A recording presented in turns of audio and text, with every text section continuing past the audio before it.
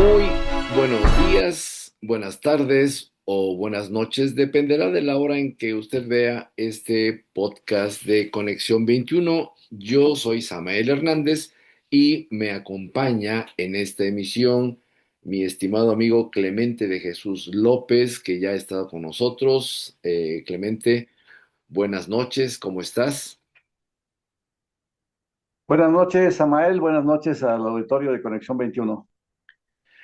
Pues, estimados amigos, como ustedes saben, Clemente es periodista, es ecologista, pero sobre todo es un hombre de izquierda. Es un hombre de izquierda activo porque mantiene sus actividades políticas en diferentes ámbitos de su quehacer cotidiano, ¿no? Eh, Entiendo que no partidista, pero sí con una postura de ese tipo, es decir, de la izquierda, que desafortunadamente en México la opinión de las personas de izquierda tiende a minimizarse, tiende a ser muy criticada. Y bueno, si lo que pretendemos es vivir en una democracia, el hecho de que diferentes visiones se den a conocer ayuda a la población, ayuda a la gente que está interesada en informarse a eso, a conocer los diferentes puntos de vista y sacar sus propias conclusiones. En este caso vamos a hablar de un tema pues delicado, preocupante, que no es otro sino el de la guerra y la situación internacional y en particular este conflicto entre Israel e Irán, que está activo y preocupando a muchísima gente porque pues no se descarta que esto escale y bueno, sería bastante lamentable. ¿Cómo empezaríamos esta plática, Clemente? ¿Qué sugieres? No, yo creo que hay que hacer una breve semblanza de cómo está la situación en el mundo. Eh, y diríamos de entrada que hay una crisis, podríamos decir, política internacional, producto de la terminación de una visión hegemónica de un mundo unipolar que ha encabezado Estados Unidos y el mundo occidental, que se traduce militarmente a través de la OTAN, y se traduce económicamente a través del Fondo Monetario Internacional, que se traduce desde el punto de vista económico-político a través de las cumbres de Davos y del G7 y estos círculos donde las élites políticas y las élites, sobre todo financieras, trazan el destino del mundo, ¿no? Establecen criterios, establecen políticas, establecen agendas como la 2030 y quieren que el conjunto de toda la humanidad vayamos a esas agendas prácticamente a ciegas, ¿no? Imponiéndonos ellos una dinámica no solamente de qué compramos, qué cosa vemos, qué escuchamos, ¿no? En qué militamos.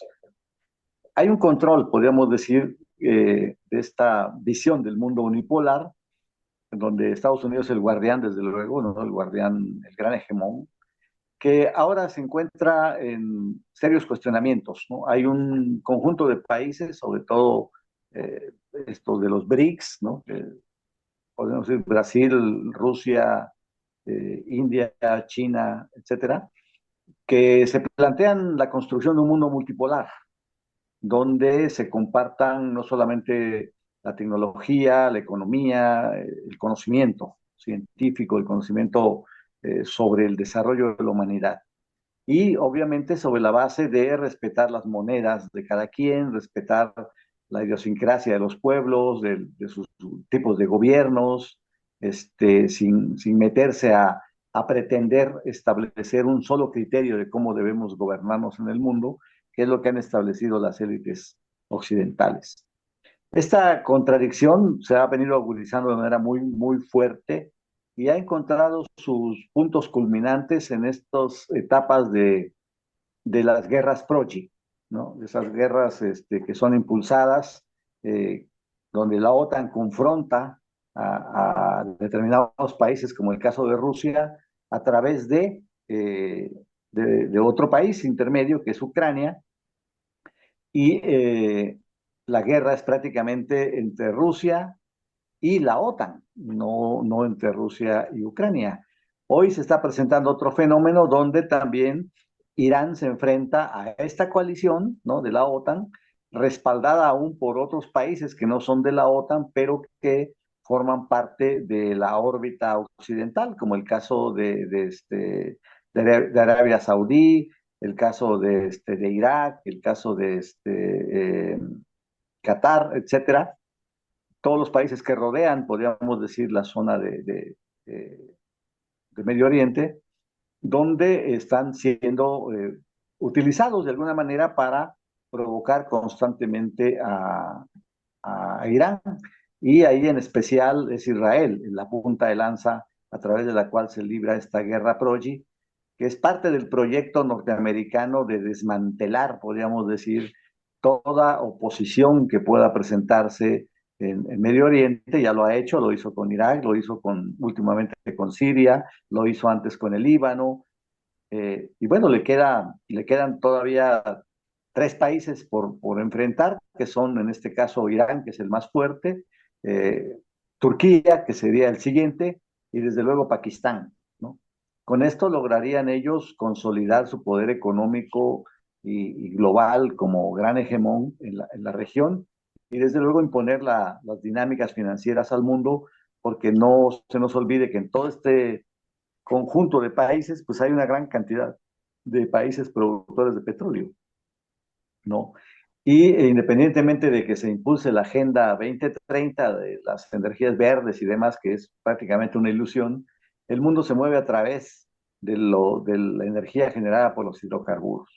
Sigue siéndolo así en todos lados, inclusive en los países más avanzados de Europa, ¿no?, que hoy se están muriendo porque no tienen petróleo barato, como lo tenían anteriormente de Rusia. Obviamente quien controle estos países productores de petróleo, pues obviamente va a tener el control del planeta completo. Entonces se está generando ahí una confrontación muy fuerte que va a tener repercusiones inclusive en América Latina, ¿no? Sobre todo con el incremento del precio de los hidrocarburos, estas balanzas comerciales que cada vez son más desfavorables para los países de América Latina, donde México, pues lo vemos, la balanza comercial con Estados Unidos es siempre deficitaria, nuestra dependencia tecnológica, nuestra dependencia comercial, etcétera, hacen que estemos en esta esfera del mundo occidental en condiciones de subordinación, ¿no? Entonces hay un ambiente en el mundo muy, muy complejo y obviamente las salidas de la crisis del capital siempre han sido la guerra, ¿no? Y no solamente la salida de las crisis del capital, yo diría que la salida de las crisis de todos los modos de producción anteriores, ¿no? El esclavismo, el feudalismo, concluyeron en guerras brutales entre pueblos para acomodar los mercados, ¿no? Estos nacientes mercados de la época, y actualmente pues ya el capital es el mundo del mercado, que requiere reacondicionamiento, requiere reacomodos y desde luego abrir nuevas oportunidades y eliminar a los competidores, ¿no? Esa es la lógica del capital. Sí, quisiera solo llamar la atención de nuestros amigos y amigas en lo que comentaba Clemente hace un momento. Eh, Más allá de lo que dicen de las ideologías, que si los musulmanes, que si la religión, este, que si tal país es bueno, tal país es malo, así lo pintan en la propaganda, pero en realidad todo tiene, o mucho de esto tiene que ver con intereses económicos. Como ya lo dijo hace un momento Clemente, pues en esa zona no solo se produce petróleo, sino pasa el petróleo, ¿no? Gas y petróleo. Entonces, por mucho, mucho tiempo, esa zona siempre fue controlada por los imperios, ¿no? Piensa en un imperio y ese controlaba esa zona, precisamente esa zona, claro, antes en la antigüedad por otras razones, ahora en la era del capitalismo, pero bueno, no lo voy a dejar con la duda, puede usted irse tan atrás como Egipto. Egipto controlaba eso y era la misma guerra con los entre los egipcios y los persas, después los griegos y los persas, luego los romanos, en fin, y así Los seguiríamos persas y los hasta babilonios. sí, seguiríamos. Y sí, esa zona siempre ha sido importante porque es un paso necesario para pasar de un lado a otro del planeta. Si usted toma un mapa y ve que del Mediterráneo o de las regiones que están en esa parte del mundo se puede ir salir por esos estrechos que tiene y llegar al Pacífico y entonces adelante ya está Asia, ¿no? O entrar por Así esa es. zona, pasar por el Mediterráneo, que son tramos cortos, digamos, relativamente cortos, y ya está usted en el Atlántico. Ahora, el eh, en el caso del transporte, la gente siempre piensa en los aviones porque son muy rápidos, pero fíjese que no. En la mercancía, la masa de mercancía que se comercia, se traslada o la trasladan por barcos.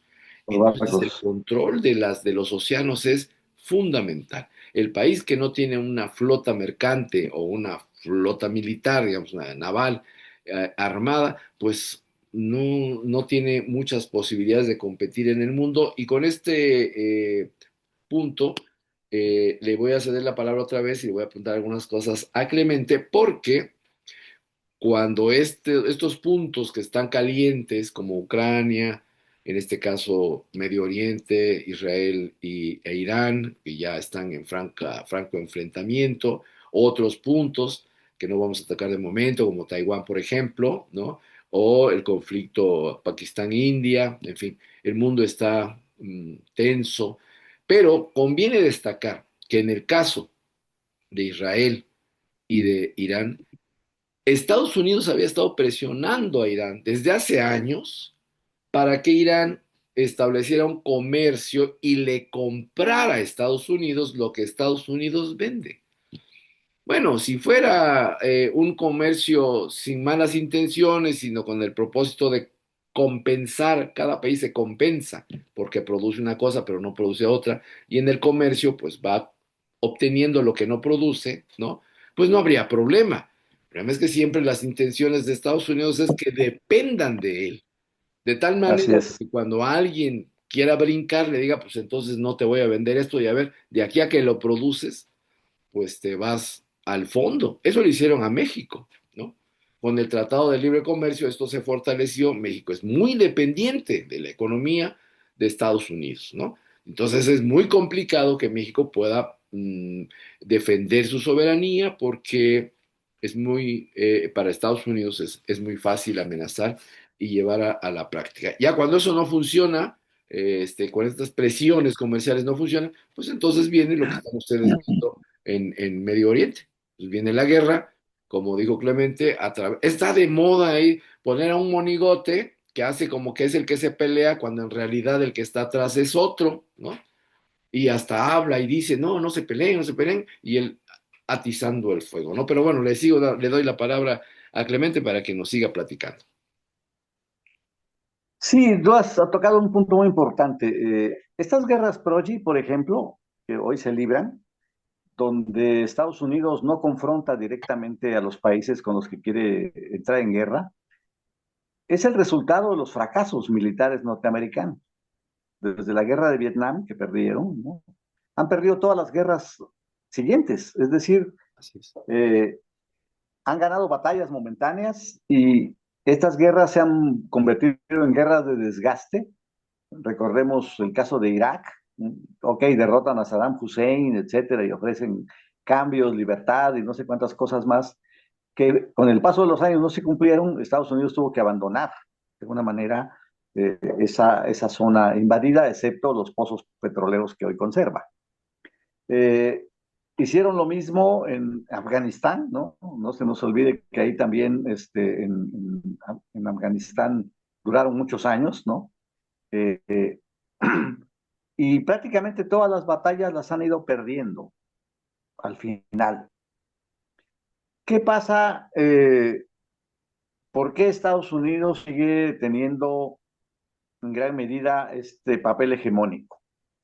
En primer término, porque nunca ha confrontado a un país que tenga también las mismas condiciones militares que Estados Unidos tiene.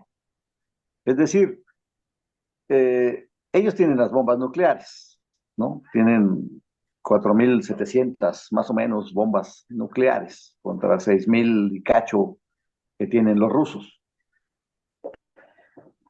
Pero ya perdieron la carrera tecnológica militar.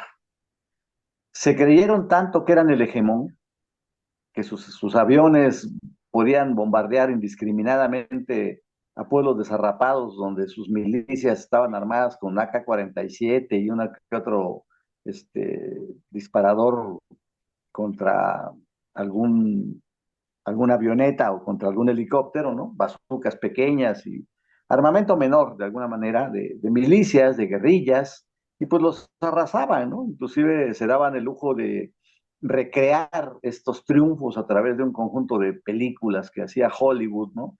Donde Estados Unidos gana prácticamente todas las guerras, ¿no?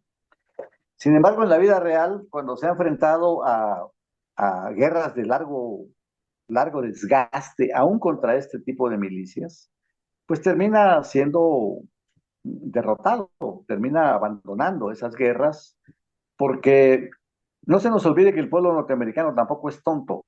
Lo han llevado a muchas fiestas, pero al final termina imponiendo que se salgan de estas fiestas, ¿no? Eh, yo recuerdo las manifestaciones contra la guerra de Vietnam, eran verdaderamente extraordinarias, ¿no? Hasta obligar prácticamente al gobierno norteamericano a abandonar Vietnam. Y se hizo en Afganistán, en la guerra de Irak y en todas las otras guerras que ha habido siempre contra estos otros pueblos mucho más pequeños, podríamos decir. Rusia ha sido el gran pastel, lo han querido partir en muchos pedazos. Hay una parte de la agenda de las élites, ¿no? De estas élites financieras, de utilizar los recursos de Rusia una vez que la logren fracturar, pero como no pueden confrontarla de manera directa, ¿no? También se construyeron una narrativa negativa. No, pues Rusia es un país que pues ya sus militares son corruptos, sus armas ya no sirven, están usando chips de lavadoras para sus misiles. Y se creyeron una narrativa que ellos mismos construyeron. Los resultados en el caso de la guerra de Ucrania han sido verdaderamente desastrosos. Va a 1.600.000 muertos ucranianos y 100.000 rusos, ¿no? Digo, pues de los dos lados es una cifra importante, pero del lado de Ucrania es verdaderamente desastrosa. Y han acabado prácticamente con todo el poderío militar de 32 países. Los mejores armamentos que han estado enviando Estados Unidos, Alemania, Francia, Inglaterra, Bélgica, Holanda, etcétera, etcétera, pues han terminado mordiendo el polvo ante una industria militar rusa que tiene como eje esencial el considerar que esta es una guerra existencial. Por lo tanto, es una guerra en la que te juegas el todo por el todo e inviertes el todo por el todo, ¿no? Y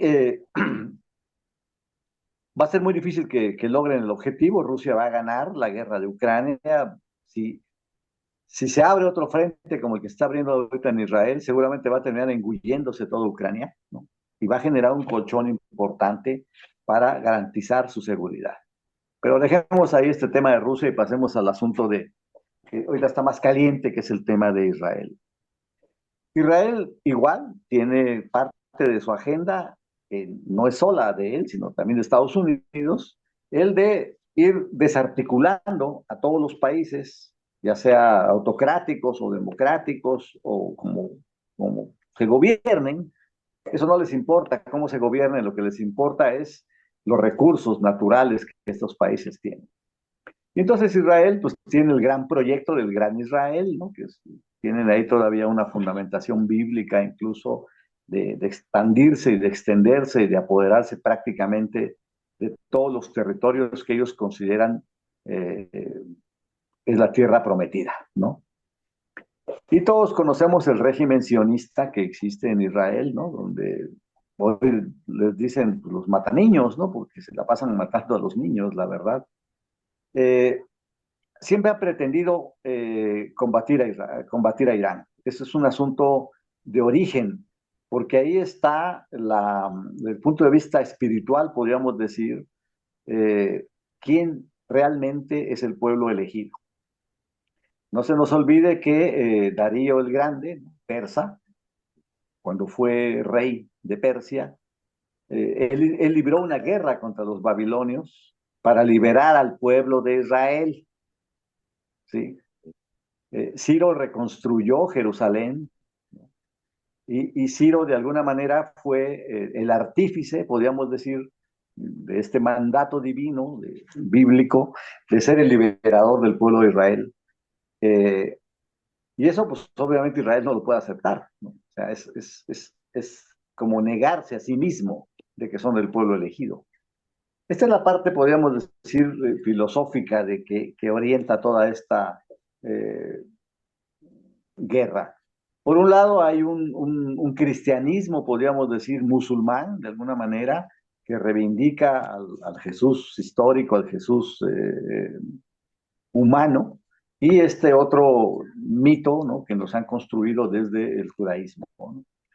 Eso también está parte del conflicto y del soporte filosófico que tiene esta batalla que están librando hoy. Pero más allá de eso está el tema de tener el control. Irán, de alguna manera, es el estorbo, podríamos decir, para que por el estrecho de Hormuz fluyan todas las mercancías habidas y por haber del mundo occidental. Y los hutíes, y los de Hezbollah y todos los otros pequeños grupos que se han rebelado contra Israel, pues han recibido el respaldo y el apoyo de Irán. Irán es el gran benefactor de las rebeliones árabes en contra de Israel. Y el objetivo de Israel también se ha convertido en un objetivo de carácter existencial. Ellos saben que si Irán logra desarrollar su energía nuclear, Israel no tiene mucho que hacer en el escenario, ya no de la región, del planeta mismo, ¿no? Pues para ellos también se convierte en una guerra de carácter existencial. Y aquí es donde también viene el otro conflicto. Para Estados Unidos, Israel, si es su aliado, es muy importante, le permite, es su instrumento proxy para librar las guerras contra estos otros países, pero pues en el tema de existencial tampoco coinciden, porque para Estados Unidos no es un tema de carácter existencial. Sería de carácter, ¿cuál es de carácter existencial para Estados Unidos? El conflicto con China. Ese sí, porque China lo está desplazando de todo el ámbito financiero del mundo, ¿no?, comercial. Le está compitiendo el mercado de manera muy fuerte, muy grande, y está desplazándolo incluso de áreas estratégicas de la economía mundial donde Estados Unidos era hegemónico. Entonces, para Estados Unidos, China sí es un problema de carácter existencial. Y la alianza chino-rusa más todavía, porque esto implica el cambio de paradigma, el término del hegemón y la construcción de un mundo multipolar. Eso es en grandes, podríamos decir, rasgos, esta visión macro, ¿no?, del conflicto. Ahora, la parte concreta de la guerra, yo diría que es muy difícil que Estados Unidos, a pesar de que ha estado amenazando, es parte de la política de Trump, ¿no?, amenazar, vamos, con el 100% de aranceles, 150% de aranceles, y luego recula, ¿no? Porque él es un empresario, así negocia, está acostumbrado a tratar a los demás atropellándolos y luego concediéndoles, ¿no? Subir el Pero aquí precio se y ha luego encontrado subir el precio y luego hacer promociones de oferta. exactamente, ¿no? Es como Mandino, ¿no? Es el gran vendedor de ilusiones. Pero aquí no las tiene tan fáciles. Si bien es cierto que el lobby sionista financió la campaña de Trump, también es cierto que los intereses finales no coinciden. Sobre todo no coinciden el hecho de que Israel quiera una guerra de exterminio con Irán, porque a Estados Unidos le conviene más tener tratos con Irán de carácter comercial, porque es un mercado de 90 millones de personas. y está estratégicamente en una región que a Estados Unidos le es más conveniente tener una relación de intercambio y de cierta tolerancia con Irán. Las barbaridades que ha estado cometiendo Israel, ¿no? Que muchas veces han salido del control del propio Estados Unidos, están llevando a esta guerra en la que también los cálculos, tanto de Israel como de Estados Unidos, eran equivocados. Calcularon que podían avasallar a Irán, así como lo hicieron con Irak, como lo hicieron con Siria. No se dieron cuenta que Irán trae ya por lo menos 4 décadas preparándose para esta guerra. Tan es así que han desarrollado una, eh, podríamos decir, desde el punto de vista misilístico, ¿no?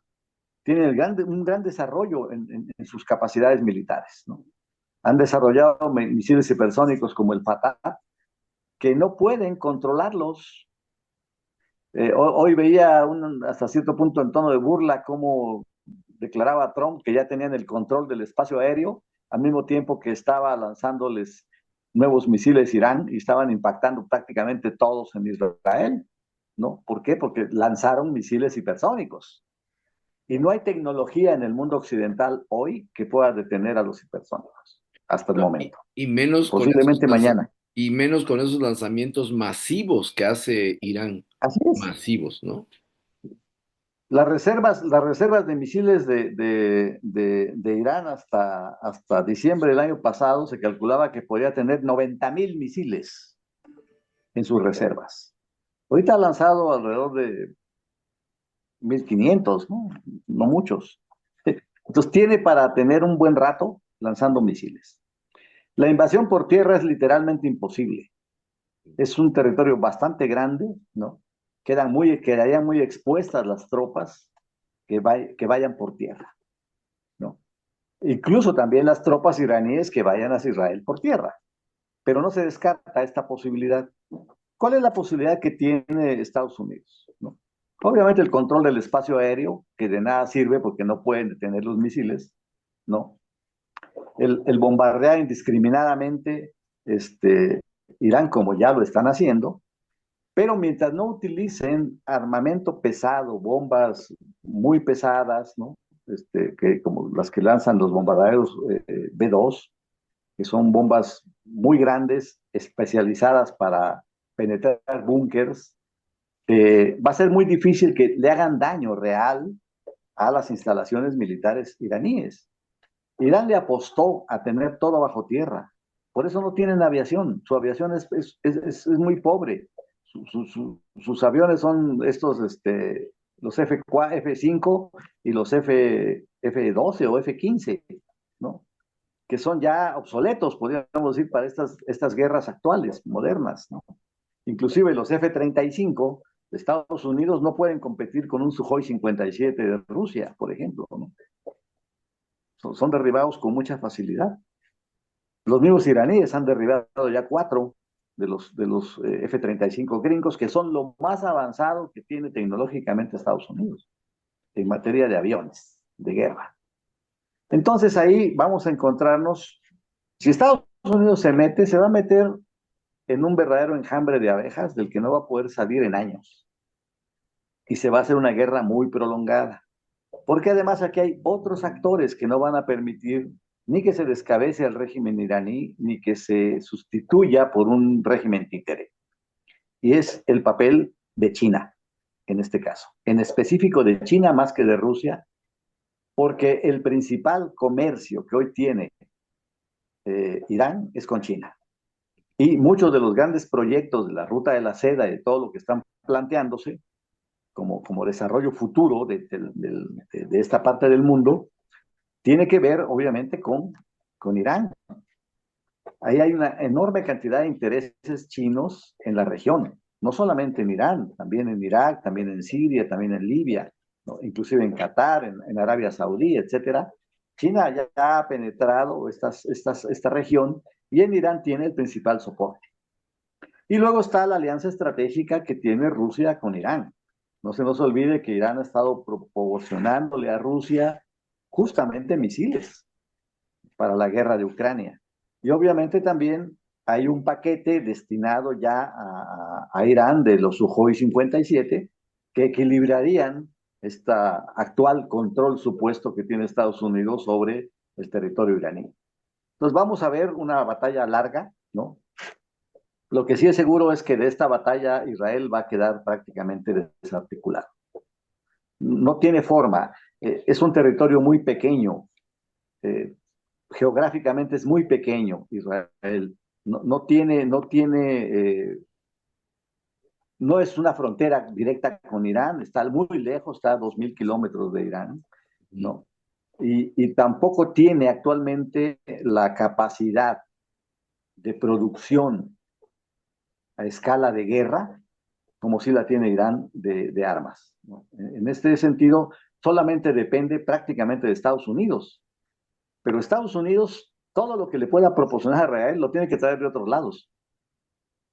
Y no dudes que en este escenario de ajedrez político, donde mueva eh, Estados Unidos un alfil, seguramente ahí le van a caer a ocupar ese hueco otros actores. Donde mueva una torre o donde mueva un caballo, esos escenarios van a ser ocupados. Ha mandado armamento que estaba destinado a Ucrania y ¿qué ha pasado? Se han intensificado las acciones rusas contra Kiev. Lo han dejado más desprotegido, tiene menos defensas antiaéreas y el avance territorial ruso es cada vez más fuerte, ¿no? Rumbo a la capital, podríamos ir eh, liberando más territorio todos los días. ¿Por qué? Porque hay menos armamento para enviarle a Ucrania. Se tiene que mandar a Israel. Y si empieza a mover de otras partes armamento, pues seguramente van a amanecerle al otro día rebeliones. Y no vayamos tan lejos, tiene otro problema más fuerte, el problema interno. Estados Unidos tiene una gran división en su gobierno actualmente. Está el Estado profundo, ¿no? Que quiere la guerra y que quiere sangre. Está un sector de conservadores que no quieren tampoco ir a la guerra, ¿no? Porque saben que la economía de Estados Unidos no está para bollos, ¿no? Está muy endeudada, pero hay otro sector que dice, bueno, podemos reactivar la economía norteamericana si vamos a la guerra.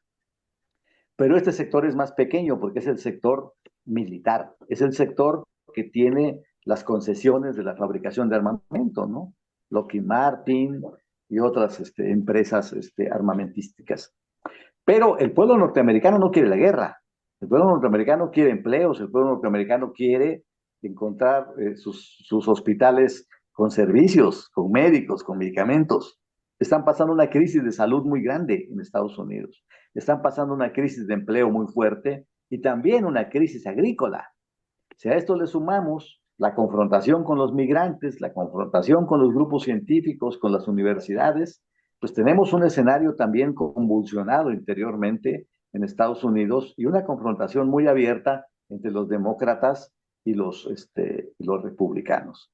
Esta división constante que hay en el gobierno gringo se expresa en las opiniones de sus funcionarios, que se contradicen en una misma declaratoria en el mismo día, son distintas posiciones. Uno dice, sí, el presidente Trump va a la guerra, y el otro dice, no, está pensando que no sé qué, ¿no? Entonces, y el propio Trump, como protagónico, se ha desgastado mucho. Ya nadie le cree, ¿no? O sea, como dice una cosa hoy, dice otra mañana, ¿no? Es más, ni siquiera mañana, una hora después. Y entonces, un presidente que ha rebajado el nivel institucional a López Obradorismo gringo, ¿no? La verdad es que sí, deja mucho que desear y aumenta la contradicción interna. No es fácil que Estados Unidos se meta en este berenjenal. Y si se mete, pues yo diría que el hegemón está acabando una de sus últimas acciones. Bueno, si se mete de manera directa, porque de hecho Sí, está, directa, ¿no? directa. Está y ahí su marioneta, pues es Netanyahu, su gobierno, que lo usa para, como su campeón, ¿no? Como en el medioevo, donde los reyes designaban a un campeón para que peleara en su nombre y representación. Entonces Netanyahu, pues no llega a campeón, pero pues es el representante, Es, ¿no? El que hace la guerra es, para que los capitalistas norteamericanos, pues no se molesten en ir al frente, ¿no? Y Es Netanyahu. en este caso, eh, está claro el objetivo estratégico que es el control de la zona. Ahora bien, algunos analistas opinan que a nadie le conviene una guerra termonuclear. No, sería desastre total. Entonces, algunos piensan que puede derivar esta guerra de Israel y de Irán en una guerra pues regional, ¿no? Controlada, ¿m? Pero a diferencia de Ucrania y el conflicto con Rusia, hay características, hay características geográficas, o sea, del teatro de operaciones, como dicen los militares, ¿no? Que no son iguales a los de Ucrania. Por ejemplo, mencionabas el hecho de la distancia entre estos dos países para poder ir avanzando y conquistar territorio, porque guerra que no controla territorio, pues no es guerra o se está perdiendo, ¿no? Entonces se tiene que Así es. perder, ganar territorio o perder territorio, dependiendo de cómo se haga el balance. Pero en este caso, el desierto dificulta el avance de las tropas que tienen que ir por tierra, porque, insisto, si no se gana territorio, pues no se está ganando la guerra. Entonces, aquí lo que observamos desde fuera es que no se han movilizado tropas en el sentido de que los ataques han sido con misiles. O sea, es la Ujú. marca de la guerra moderna, ¿no? La tecnología. Los soldados mueven botones y mandan misiles y caen de un lado y de otro, pero esto en términos tácticos, sería como dar ganchos al cuerpo para después rematar golpes o cruzados de derecha como en el box, ¿no? Los misiles son Exacto. para ablandar, para que los ejércitos puedan avanzar, ¿no? Y ganar territorio. Pero insisto en que aquí no se puede dar una guerra larga de desgaste como Ucrania porque el avance es muy complicado en el desierto. Ya las tropas de Hitler en aquellos años de la Segunda Guerra Mundial, cuando estuvieron en la zona del norte de África, ¿qué hacían? Pues movilizaban tanques, ¿no? Ahí fueron donde los tanques aparecieron en estas guerras en el desierto. Y lo que uno se imagina es que podría ser una guerra entre tanques, ¿no? Para ver que se pudiera dar el avance y el control territorial en un ambiente en donde lo que predomina son los escenarios desérticos, ¿no? Pues tiene que ser pues así, por lo que la historia nos dice. Entonces, el escenario para una guerra controlada se vuelve muy complicado si pensamos que detrás de Netanyahu están los Estados Unidos, porque los Estados Unidos abrieron muchos frentes al mismo tiempo. Todavía Sí, ya estaba lista la mesa de negociaciones entre Ucrania y Rusia y alguien saboteó la mesa con ese ataque de los ucranianos, ¿no? A Rusia, a sus instalaciones militares, a la población civil, etcétera. Y da la impresión de que, porque lo dijo además, creo que un funcionario ruso, se parece que alguien quiso sabotear las negociaciones, ¿no? Porque ya estaban las condiciones como para empezar a platicar y se suspendió ujú. a raíz de eso. Bueno, está el frente de Ucrania a Rusia, Estados Unidos le abrió la guerra comercial a todo el mundo, ahí fue con todo el mundo, ¿no? Y obviamente para ir a la guerra y conquistar territorios se necesitan soldados. Y en la Segunda Guerra Mundial, o iban los negros, o iban los latinos, o iban los inmigrantes, pero el señor Trump se ha encargado de asustar y correr a casi todos los inmigrantes que ya no quieren salir, ni van a entrar a la guerra, ni nada. Ahora tendrán que ir Sí, los blancos, si quieren pelear en una guerra, tendrán que ir los blancos norteamericanos, que siempre salen en las películas de guerra, pues tendrán que ir al frente a conquistar territorio. Yo no creo que ahora vayan los negros o quieran ir los latinos, porque en la Segunda Guerra Mundial muchísimos latinos, y de eso se habla poquísimo en las películas norteamericanas, fueron los verdaderos, junto con los negros, los verdaderos héroes de la guerra, porque los blancos se escabullían del servicio militar. Pero ahora, dadas las circunstancias, los inmigrantes que hacían fuertes hasta en los frentes de guerra a los Estados Unidos, este señor demente de Donald Trump, pues se ha encargado de restarle fuerza militar porque ya no va a haber soldados que vayan a defender a los Estados Unidos o a los intereses del capital de los Estados Unidos. Entonces, todo parece indicar que Estados Unidos estaría comercialmente debilitado porque la guerra también se gana con economía, ¿no? La retaguardia es fundamental y su retaguardia está muy debilitada por todas las negociaciones que ha hecho con sus principales socios comerciales, que son los que lo apoyan a la hora de las guerras que ha tenido, son los que apoyan. México fue un apoyo importantísimo durante la Segunda Guerra Mundial en la retaguardia de los Estados Unidos, ¿no?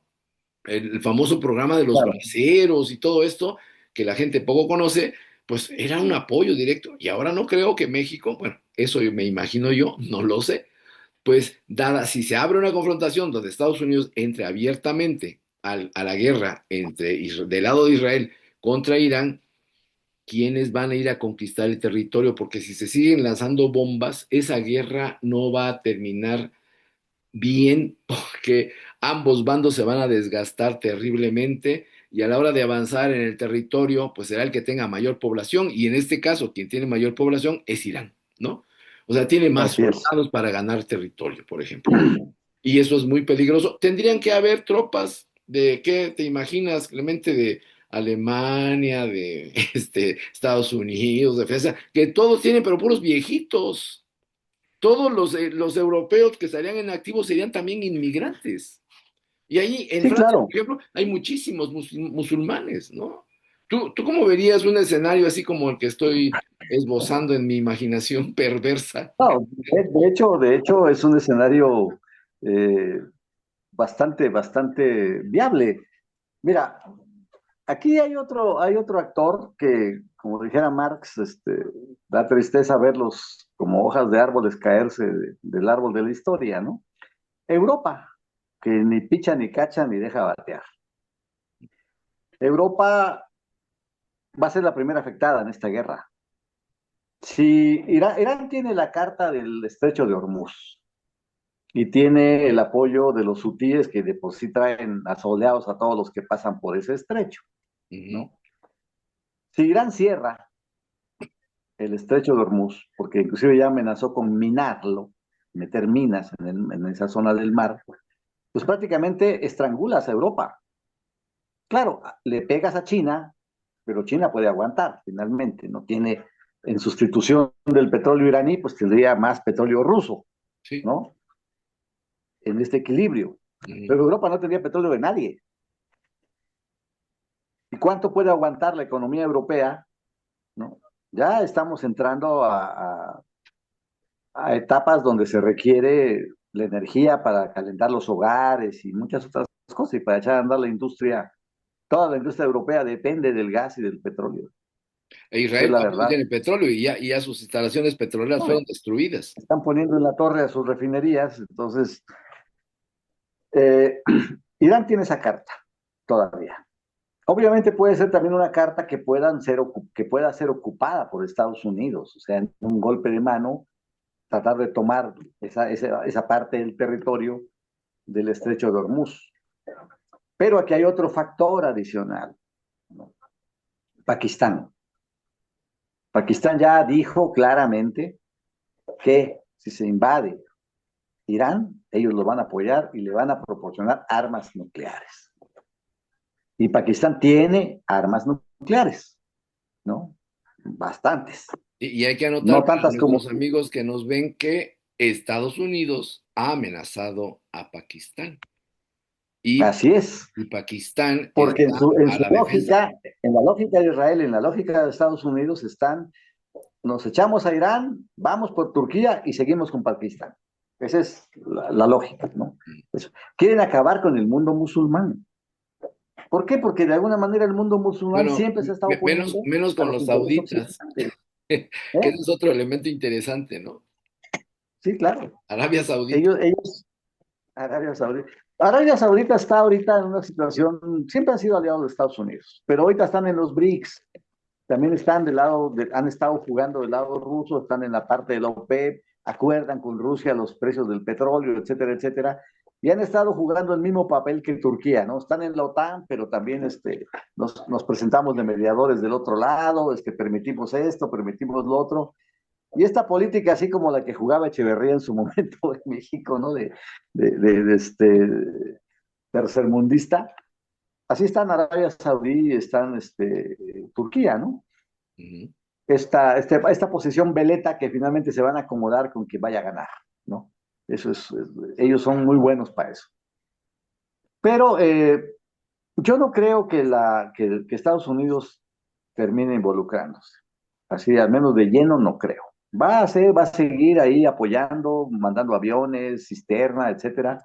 Ese es otro problema que tiene Israel. Israel tampoco puede bombardear a profundidad territorio iraní porque no alcanza el vuelo de sus aviones. Mm. O sea, no llega si no repostan en el aire. Y no tienen tampoco muchos tanques cisterna, de aviones cisterna para repostar en el aire.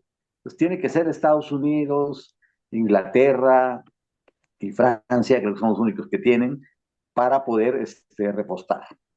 Pero, ¿qué pasa si el día de mañana reciben el paquete de ayuda china o rusa de guerra electrónica? Mm. Esos aviones se caen, se desactivan, Sí, ¿no? sí. Todo eso lo tiene previsto Estados Unidos, por eso no tan fácilmente decide meterse, Y porque también además tienen la duda. lo que comentábamos hace un momento, ¿no? Es decir, todas estas formas, todas estas tácticas de agresión y de desgaste o debilitamiento de las instalaciones y la retaguardia del enemigo tienen que continuar con el control territorial. A Sí, Israel si no, no no funciona. le da su ejército para el control territorial de Irán, no le da, ¿no? No, Que sería el escenario más probable, digamos, no probable, sino sería el escenario más imaginable, suponiendo que lograran debilitar a tal grado a Irán en su retaguardia que las tropas de Israel pudieran adentrarse al territorio iraní, lo cual llevaría a un escenario de una guerra prolongadísima, ¿no? Muy claro. poco probable, una guerra prolongada, porque entonces el ejército israelí tendría varios frentes abiertos en Medio Oriente que no ha terminado de resolver. Entonces, yo no veo, Clemente, cuál sea la idea de los estrategas de Estados Unidos para mover a sus títeres allí si Estados Unidos no está dispuesto a entrar a una guerra directa que implique control territorial, como por ejemplo cuando fue lo de Irak, ¿no? Eh, Ujú. entonces, yo no sé si esto sea un distractor, ¿no? Para llegar No, mira, a posibles acuerdos. más bien hubo yo no diría que falla de cálculo, pero sí de ejecución del plan. Ellos, obviamente, Estados Unidos le dio luz verde a Israel para que atacara, no fue tan Netanyahu el que se haya aventado el boleto solo, ¿no? Si ellos lo hubieran logrado descabezar, la cúpula gobernante de Irán, si ese golpe que dieron, que lo planearon muy bien, eso de haber infiltrado estos camiones con drones para bombardear los edificios residenciales donde vivía parte de la cúpula militar, los operativos para asesinar a otros y obviamente descabezar a la cúpula gobernante de los ayatolas. Si esto se hubiera logrado en su totalidad, hubiera sido ejecutado al 100%, hubiera permitido, sí, hacer un cambio de régimen, poner un títere al frente, negociar con Irán de inmediato, que no había bronca y obviamente llevar una relación que les permitiera impulsar sus intereses, con, una, con un gobierno tutelado por Estados Unidos, donde Estados Unidos Sería una garantizara. especie de estrategia medusa, quitarle la cabeza, ¿no? Exactamente. Así es, ese era el objetivo, pero no les alcanzó, no les dio. Y tampoco pensaron que detrás de la primer cúpula gobernante pues había otro panel de segundo nivel que estaban dispuestos a asumir de inmediato el mando. Y mataron a otro general más hace poquito y ya lo volvieron a relevar. Y así van a estar, ¿no? Tienen para sostener un buen rato porque se prepararon 40 años, por lo menos, para esta guerra. Sabían que tarde o temprano tenía que estallar. Ahora, Estados Unidos ha cacareado tanto que Irán podía tener la bomba nuclear, ya tienen la duda. de si no la tiene. O sea, han destapado, y ahí viene tanto el lobo, que cuando el lobo llega, pues ya, ¿no? Entonces, no se sabe. ¿Qué traen, qué llevaban los aviones chinos que aterrizaron en Teherán ayer? ¿No? No, no llevaban, seguro no Es, llevaban arroz, o quién sabe, ¿no? ¿eh? Seguro no llevaban arroz, digo, o quién sabe. O el submarino nuclear ruso que se vio en las costas de Irán. Ujú. Pues una bomba nuclear táctica que puede pesar, ¿qué te gusta? Entre 5 y 10 kilos, es suficiente para acabar con Haifa Ujú. o para acabar con Tel Aviv. Una sola, chiquita, que puede ser portada en una maleta. Ujú. Sí, sí, O claro. enviada, Hay que aclarar enviada por un a nuestros dron. amigos que nos ven que, bueno, por eso cada país tiene una doctrina para el uso de las armas nucleares, porque no Así es es. cualquier cosa, pues, ¿no? Entonces sí definen una doctrina y establecen los límites, y cada país conoce más o menos la doctrina del otro y sabe hasta dónde puede llegar, ¿no? Porque si no, se pierde totalmente el control y sería terrible para la Y por humanidad. ejemplo, Estados Unidos y Rusia tienen firmado un tratado de exterminio mutuo, ¿no? O sea, cosa curiosa, pues tienen firmado un tratado. Si tú me atacas, hay una respuesta automática. Y si Sí. yo te ataco, tú tienes una respuesta automática. O sea, está garantizada el exterminio mutuo. Ujú. Por eso no se atacan, al menos a ese nivel de armas nucleares. Pueden usar otras. Ahorita los rusos ya tienen la ventaja porque tienen el Oreshnik, es un misil de energía cinética tan poderoso como una bomba nuclear, pero pues no emite radiación, ¿no? Ni genera el hongo, ni una explosión gigantesca, ¿no? Pero es igual de efectivo y además tan rápido que no hay forma de detenerlo, ¿no? Es un Eh, misil que lleva 6 cabezas, ¿no? Y que a su vez cada una de esas se multiplica en 6 cuando caen. Pues son 36 bombas en un solo impacto. Estas pueden ser cargadas con una buena cantidad de explosivos o pueden inclusive llevar bombas nucleares. Entonces, ante esa presencia de ese misil, pues difícilmente se avientan el boleto otros países. Entonces, ahorita con todo este juego de que si Irán la tiene, que si no la tiene, pues ya también empieza a caber la duda. Ha habido 2 pruebas subterráneas, una antier y hace un poquito más de un mes otra, que han generado terremotos de 4.5, 4.7 en el norte de Irán, subterráneas, en zonas donde normalmente no hay terremotos. ujú. Entonces se presume que puedan estar haciendo pruebas ya de algún armamento nuclear de manera subterránea. Entonces Estados Eso, Unidos también, eso también le da poder de persuasión, digamos, entre comillas, así es, a así Irán, ¿no? es. Pero bueno, nos quedan unos minutos, Clemente, del programa, y para que nuestro auditorio, para nuestros amigos que nos ven y nos siguen en este podcast, sí quisiera invitarte a ver si en un próximo programa pudiéramos hablar de la naturaleza de la guerra moderna. Porque si no entendemos bien eh, las características de las Fuerzas Armadas actualmente, tan ligadas al desarrollo tecnológico, todos los planteamientos o análisis estratégicos no se entienden bien, o los movimientos tácticos, por ejemplo, la gente no los entiende bien. Entonces, platicar un poco, no sé si desde luego, si deseas, por ejemplo, que pudieras hablarnos de los armamentos, de los aviones, de los tipos de misiles que tú has llegado a estudiar, el tipo de desplazamientos, el uso de los barcos, tipos de barcos, submarinos, etcétera. Un poquito para dar un panorama nada más. No se trata de un análisis de Claro. especialistas, ¿no?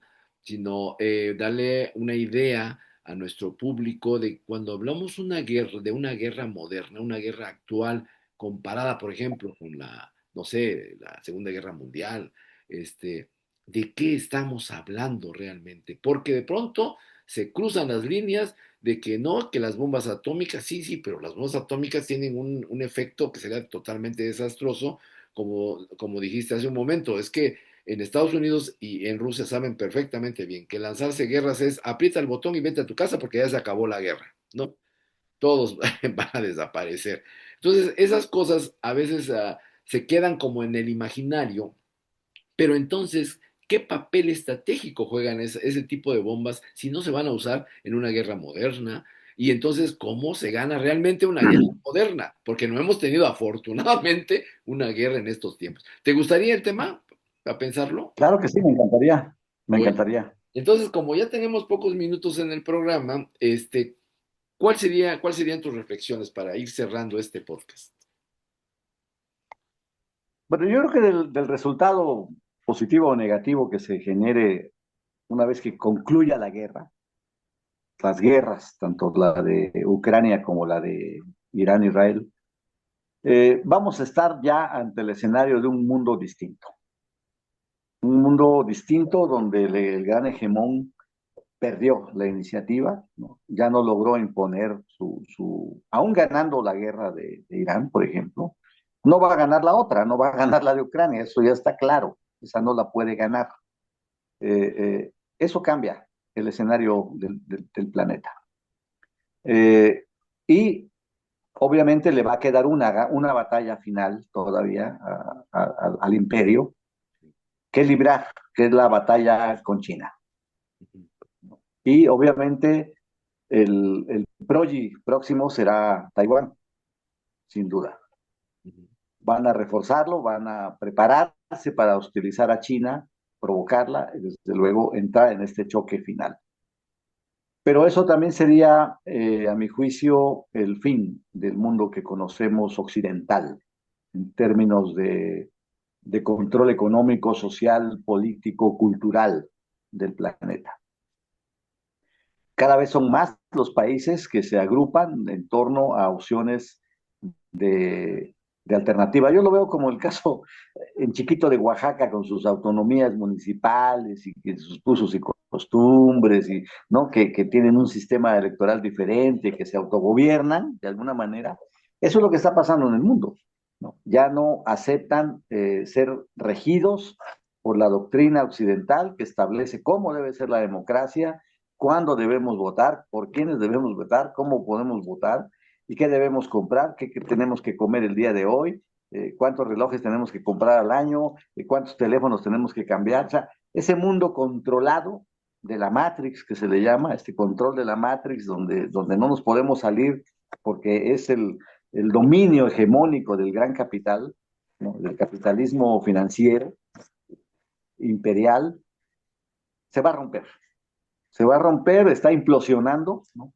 Curiosamente no va a terminar por la vía de la revolución, sino va a terminar por la vía de la implosión.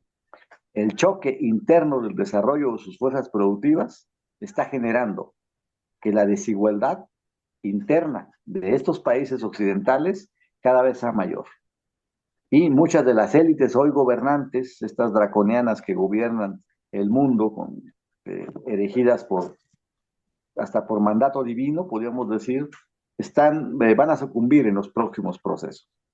Las derechas, como las concebimos, ya no son tan derechas, ¿no? Cada vez son más progres que las izquierdas que se están derechizando en el mundo. Estamos viviendo una extrapolación ideológica muy fuerte. ¿Por qué? Porque los paradigmas se han roto, porque los paradigmas se han terminado de alguna manera y se están recomponiendo en un proceso dialéctico, generando nuevas visiones del mundo, nuevos objetivos, nuevos paradigmas. Y el mundo después de estas guerras, como siempre ha pasado después de periodos de guerra, encuentra un espacio de estabilidad, de orientación, de paz durante un buen rato hasta que vuelva a la guerra siguiente. Bueno, pues estimados amigos, he estado platicando con Clemente de Jesús López sobre el tema central. El tema central fue la guerra esta de Israel e Irán, pero también el contexto en el que se da. Queda el compromiso para que Clemente nos platique un poco de cómo entiende él esta guerra moderna, cuáles son sus características principales, ¿Cómo se podría hablar de que alguien gana en una guerra moderna, dadas las circunstancias que aquí solo tocamos de lado? Quizás sea un elemento importante para poder profundizar después en las dinámicas propias de lo que observamos en el mundo, como en el caso de Ucrania, como en otras partes del mundo, y esperemos que nada más sean esos y que no haya más, porque definitivamente a nadie le gusta, a nosotros menos, que en el mundo esté muriendo gente, y menos de esa manera, Gracias. y menos de esa manera. Así que les agradecemos mucho que nos hayan visto, nos hayan escuchado en esta emisión de Conexión 21. Recuerden, yo soy Samael Hernández. ¿Cómo te despides, Clemente? ¿Algunas palabras para... Pues deseándoles a todos que mantengan firme la esperanza en la humanidad, en los mejores hombres y mujeres de la humanidad, porque de alguna manera generando energías positivas, generando vibraciones positivas, vamos a continuar contribuyendo a cambiar el planeta. Bueno, así lo esperamos Y desde todos. luego Ojalá y desearles a esto todas y todos el mejor de los descansos, la prosperidad y la felicidad en sus familias. coincido totalmente contigo, Clemente. Bueno, con eso nos despedimos, estimados amigos. Recuerden, yo soy Samael Hernández y esto fue Conexión 21. Nos vemos en la próxima emisión. Muchas gracias.